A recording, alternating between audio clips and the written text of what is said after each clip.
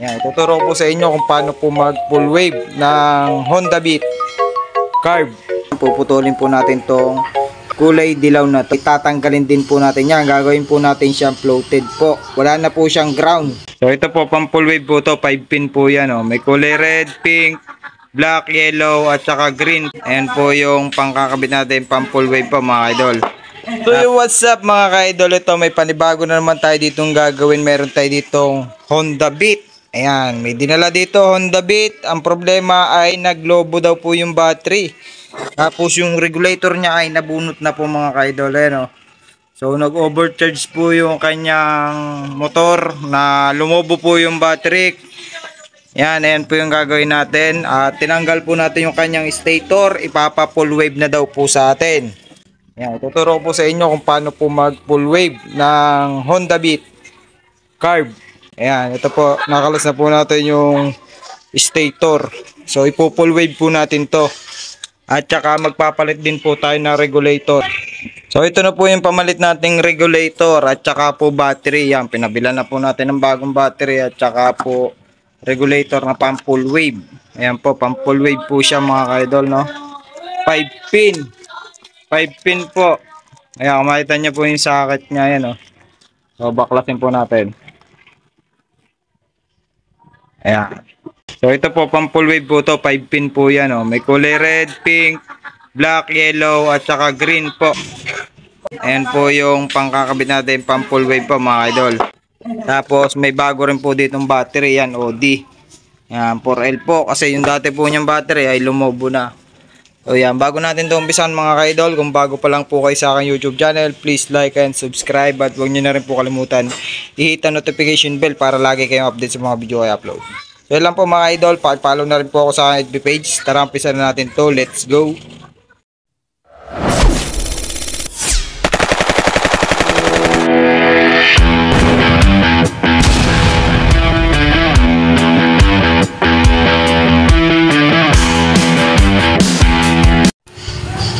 So ito na po mga ka-idol, yan. Kung makikita nyo naman po, may kulay yellow siya. Ayan, tatanggalin po natin yan. Puputulin po natin tong kulay dilaw na to. At saka po ito mga ka-idol, yan, oh. Kung makikita nyo po itong isa ay naka body ground po yan. Ground po yan mga ka-idol. So ang gagawin po natin diyan ay tatanggalin din po natin yan. Gagawin po natin siyang floated po. Wala na po siyang ground. Yan, tapos ito kulay puti ay hindi na rin po natin to gagalawin. Ang gagalawin lang po natin dito mga idol pag nagpo-full wave po ay yung dilaw lang po at saka yung ground. So yung dalawa lang pong yan, ayan lang po yung pagdidikitin ninyo mga idol. Para po nating tatanggalin yan. So tanggalin lang po muna natin dito mga idol yung pagkahinang nya, tsaka dito mga idol puputulin natin to. So papakita ko sa inyo kung paano po magdikit niyan, no, mga ka-idol. Ayan lang po yung gagalawin ninyo. So tanggalin ko lang po. So ito po mga ka-idol ay puputulin ko na po yung dito. Yan, pinutol ko na po yung kulay dilaw. So dito po natin hugutin sa kabila.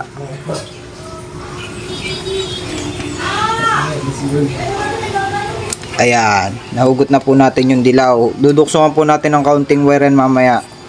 Tapos dito naman po mga ka-idol, yan, kung makikita nyo po yung ground, puputulin na rin po natin yan. So gamit lang po kayo ng side cutter. Ayan, natanggal na rin po natin. So papalabasin po natin yan mga ka-idol. So gamit lang po kayo ng panikwat. Sikwatin nyo lang po mga idol para lumabas po siya. Yan, lumabas na po siya. So ngayon po ay duduksungan po natin to ng wire. Yan, so ipipilipit natin to dito, tapos dinip hanggang sa tumag-up dito. Magkatabi lang po siya mga idol. Kukuha lang po ako ng wire ng panduksong. Balikan po kayo mga idol, kukuha lang tayo ng wire. So ito na po mga idol, kumuha po ako ng wire, panduksong po natin. So balatan lang po natin to.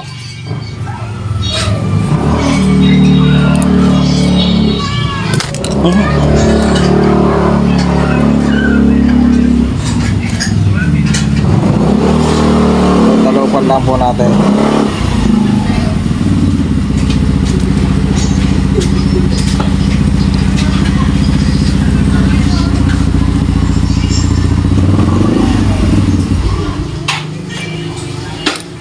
Yan, talupan lang po natin itong dalawa.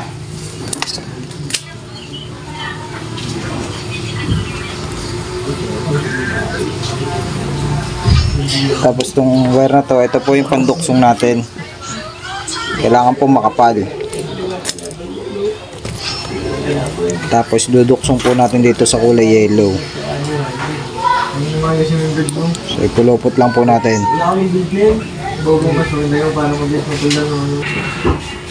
Kaya po mga idol, na ipulupot na po natin. So gamitan po natin ng panghinang dalpa. Hinangan po natin.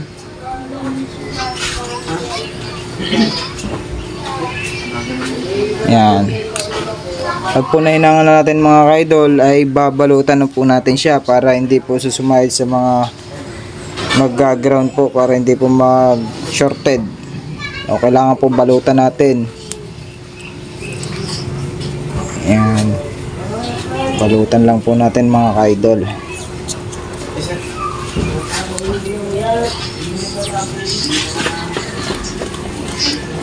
Kapalan po natin ang balot.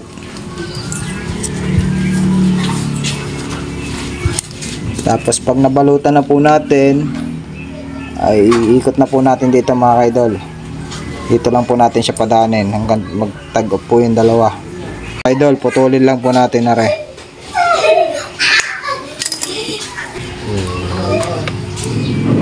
Talupan po natin. Na po natin dito sa ground po kanina.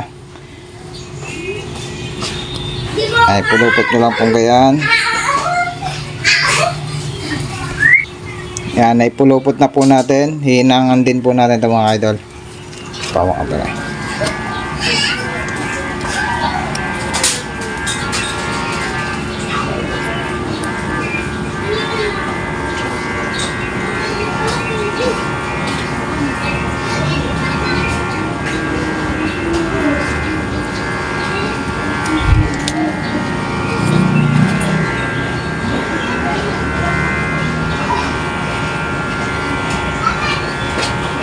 So ayan po mga kaidol, na hinangan na po natin. So babalutan po natin ng maayos yan. Balutan lang po natin ng electrical tape. So ayan po mga kaidol, na ituksong na po natin. Paliwanag ko po sa inyo ulit mga kaidol. So dito po tayo nagtanggal kanina. Dito po nakakabit yung kulay dilaw. Tapos dito naman po yung ground. Yan, pinutol po natin siya dito, yung ground. Tapos dito yung kulay yellow. Ayan, tinanggal po natin dyan. At ito na po siya ngayon mga kaidol. Pinagduksong po natin yung ground at saka yung dilaw. Yan, so floated na po ang ano nito mga kaidol. Wala na po itong ground. Floated na po siya. So isasalpak na po natin ito mga kaidol. Tapos doon naman sa regulator mamaya, ituturo ko sa inyo mga kaidol kung paano po magkabit na regulator na full wave. So isasalpak ko lang po are dito mga kaidol. Salpak lang po natin. Kabit na po natin ito mga kaidol.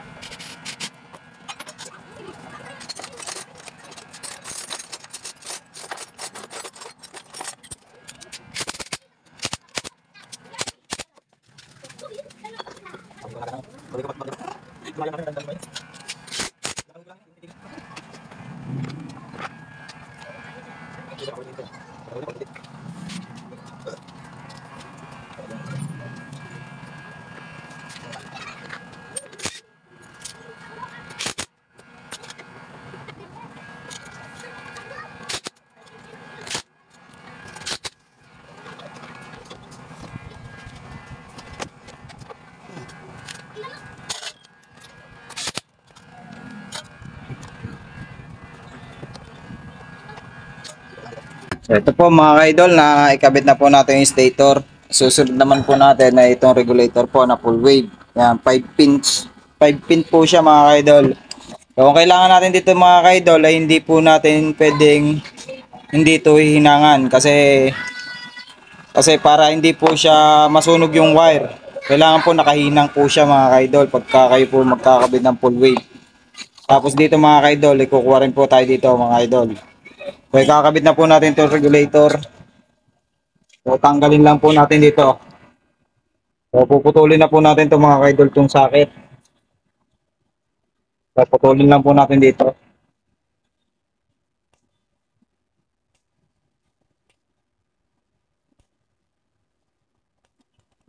Yan. So, bawasan natin to.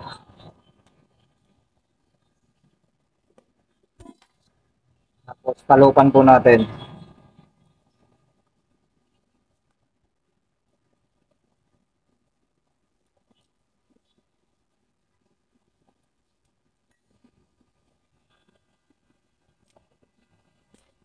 Yan. Talupan na po natin yan. So, bago nga pala natin itong mga ka-idol ikabit, so, gamitan lang po muna natin ito ng test light po mga ka-idol. Itong ginawa natin sa full wave. Kailangan po, hindi po ito iilaw pag pinadyakan po natin. Kailangan wala pong lalabas na supply dito. Sa dalawang to mga ka-idol, itong yellow at saka itong white. So, i-try po muna natin mga ka-idol. Gamit po tayo ng test light. Idol, nasa yung susi mo. Ito po, gamit po tayo ng test light mga ka-idol. Tapos, ilagay po natin ito sa body ground. Yan, dito sa natanggalan na regulator. So, testing ko lang po mga ka-idol kung naganap po yung sa body ground po. Lagay ko lang to sa ground. Tapos positive. Yan, gumagana po siya mga ka-idol, yung ground po niya sa chassis. Tapos dito naman po tayo magta-try po sa kulay white at saka kulay yellow po. Kailangan po walang lalabas dito na supply. So, papapadyakan po natin, unahin po natin dito sa kulay white. Dol, padyakan mo nga. Nakasusi yan. So, kailangan po, ay kahit po hindi pala nakasusi. So, kailangan po hindi po iilaw yan. Yan, wala po siyang nalabas. Ayan po yung sa puti. Tapos, testingin naman natin mga ka-idol dito sa kulay yellow. Kailangan din po, hindi po ito iilaw. Teka lang. Kailangan din po, hindi iilaw yan. So, sungkitin po natin ng test light. Idol. Yan, wala po siya. So, yan. Goods po yung ating pagka full wave dito. So, para malaman natin na gumagana yung full wave natin mga ka-idol, ito naman, yung dilaw at saka puti ay gagawin natin to isa. Dito natin lalagay yung ground. Tapos, yung test light ay dito natin sasalpak. Kailangan po may umilaw po siya mga ka-idol. Yan o. Umilaw siya mga ka-idol. Ayan ang ibig sabihin na okay yung pagka full wave natin. Gumagana po siya. So, floated na po siya. Wala na po siyang ground. Okay na po. Nailaw na po siya mga idol. Padya po ulit natin. Teka lang idol. Salpak ko lang to. So, yan. Kailangan po, dyan po iilaw yan. Ayan o. Yan. Dyan yung po malalaman na gumagana po yung full wave. Okay po mga idol. Tapos dito naman po tayo. Sa regulator na po tayo mga idol. So, unahin lang po natin yung ito po, yung dilaw at saka yung pink. Yan. Kung makikita nyo, pagka kayo nabili ng full wave, minsan po, iba po ang kulay nitong pink na to. Minsan puti po to, mga idol. Ayun lang naman po nagkakaiba dyan. Ito puti. Yan. Tapos ito itong black at saka red ay nagkakapalit po yan. Okay lang po yung magkapalit. Ganun pa rin po yung ano niya, yung supply po niya mga idol. Hindi po magkakaiba yun. Ito lang po yung nagkakaiba, yung pink at saka puti. Yan, minsan po puti, minsan pink. So, isang kulay lang po yan mga idol. So, ikakabit na po natin to. Dito po natin unahin sa kulay white. Kahit po magkabaliktad, okay lang po yan mga idol. So, talupan po natin. Talupan po natin. Kahit po magkapalit po ito mga idol, itong dalawang to okay lang po. Kasi floated na po siya. Unahin lang natin dito sa puti. Kahit po dilaw ay kabit nyo dito, okay lang po mga idol. Kasi floated. Tapos sinangan po natin siya. Kailangan himang po para hindi po masunog yung wire.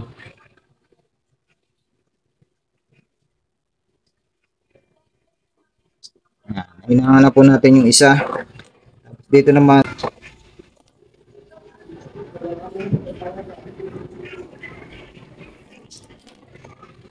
kulay dilaw pala mga kaidol. Ito.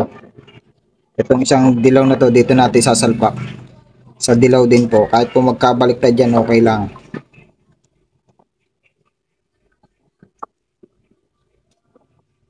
Hihinang na po natin yan.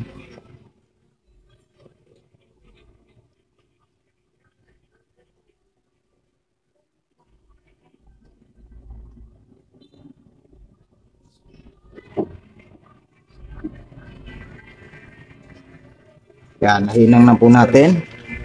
Nahinang na po natin mga kaidol yung kulay pink at saka yung dilaw. Yan.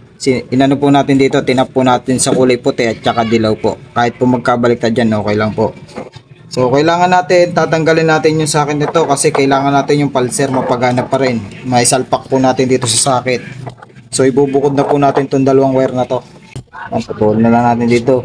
Pag ibalik na lang po sa stock, hinangan na lang po ulit. Balutan na natin to. Kailangan balutan nyo po ng maganda mga idol para hindi po siya magdikit.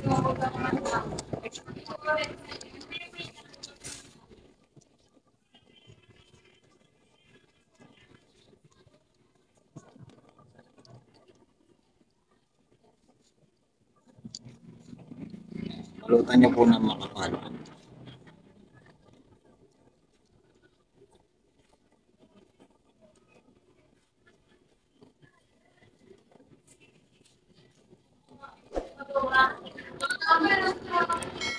Alam nyo lang po mga idol ang balot. Yun, yan, nabalutan na po natin siya mga idol. Yung dalawa po, yung dilaw at saka pink, tinap po natin doon sa puti at saka dilaw po mga idol. Yan, hininang po natin yan para wala pong, hindi po nainit yung wire. So may natitira pa po tayong wire dito mga idol. Meron pa po tayo ditong kulay black at saka tong green at saka tong red. So itong red mga idol ay papunta naman to ng positive po. So dito naman po sa regulator. Dito naman po tayo mga idol sa regulator yung sa sinasalpakan ng stock. So tatanggalin lang po natin dito. So, tatalupan lang po natin ito mga idol.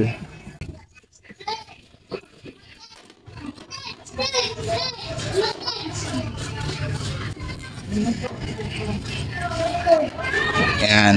Ito po mga ka-idol, natalupan na natin yung kulay red. So dito lang din po natin itatap yung kulay pula ng regulator. So ito po yung positive. Ayan, naitap na po natin. At hinangan din po natin siya.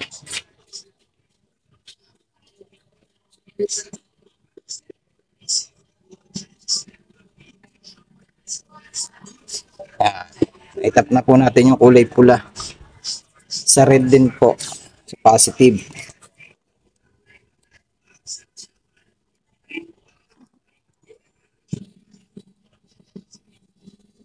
So, balutan lang po natin siya.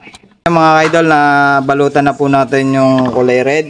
So, isunod naman po natin tong green. Ito po yung ground.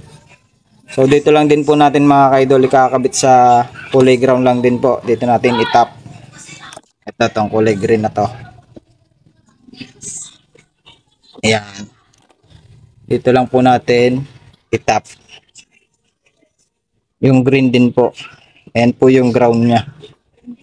Ground ng regulator.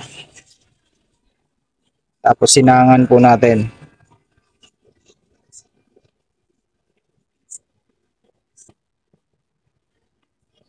Yan, balutan na po natin yung mga idol.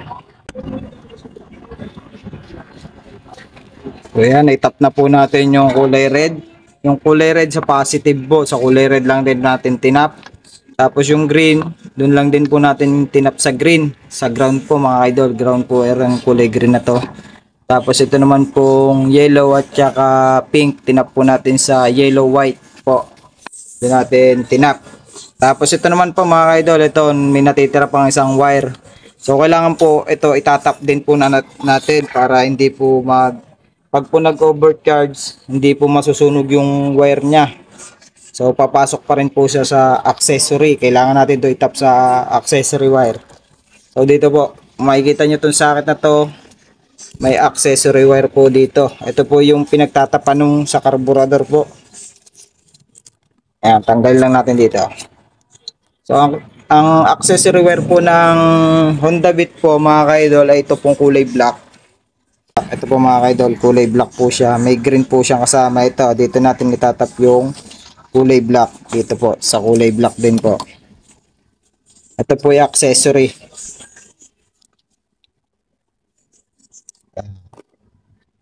Tap po natin dito yung kulay black din. Para hindi po siya mag-overcharge. O kailangan po mag-tap na rin kayo na kung ano ng ilaw, LED, yung mga ganun para gamit na gamit po yung china-charge ng regulator. Kaya hinangan po natin siya. Tapos balutan na po natin. So ayan po mga kaidol, na-tap na po natin lahat. So ipaliwanag ko po ulit. So yung kulay red, sa red lang din po positive. Tapos yung green, sa green lang din po na regulator. Ground po yan. Tapos yung yellow at saka pink ay tinap po natin sa kulay white at yellow. Tapos ito namang kulay black ay tinap natin sa accessory wire ng motor. Yung kulay black po mga idol. So babalutan na po natin yan at ikakabit na po natin yung battery at para po matesting na po natin kung gumagana po yung full wave natin mga idol. So balikan ko po kayo pag nabalutan ko na ikabit ko na po yung battery. So ito po mga idol, naikabit na po natin, nabalutan na rin po natin. Yan, naitap na po natin, tapos naikabit na rin po natin yung bagong battery. Ito po yung luma mga idol, oh. Makikita nyo kung ano nangyari din eh. Oh. Yan, tinubuan ng ano to, bulubulutong.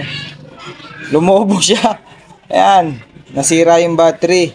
So, natanggal dito yung sa stock niya. Kaya ngayon, ginawa natin, pinull wave na lang po natin. Yung stator, yan, naka full wave na rin na regulator. Kinabit na po natin. Try na po natin mga idol panda rin.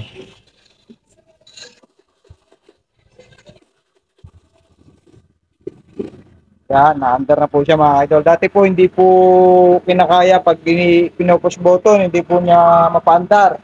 O ngayon po malakas na po yung battery. Kaya na po paandarin niya. Pinaltan na rin po natin ang carburetor. 24mm na big carb po mga idol. So lalagyan na lang po dito ng bintana. So para malaman nyo po mga idol kung nagkakarga yung battery, ay po nyo lang po ito mga idol kung goods po yung ating pagka full wave. Ayan, nakainit po siya mga idol. Oh. Pagka po yan inainit, okay na po yan. Nagkakarga na po yung battery. So hindi na po maglolobat yan. So pwede na rin po siya magkabit dito ng mga LED na ilaw. Saka dito LED flasher. Saka dito mga LED. Para maganda naman yung supply ng karga niya mga idol. Yung karga ng battery. Para nagagamit po siya. So hanggang dito na lang po mga idol. So sana may natutunan ng mga sa akin sinara video. Bago po ang lahat, paki-subscribe po ako sa aking YouTube channel, at paki-follow na rin po ako sa aking YouTube page. So yun lang, maraming salamat sa inyo mga lahat mga idol.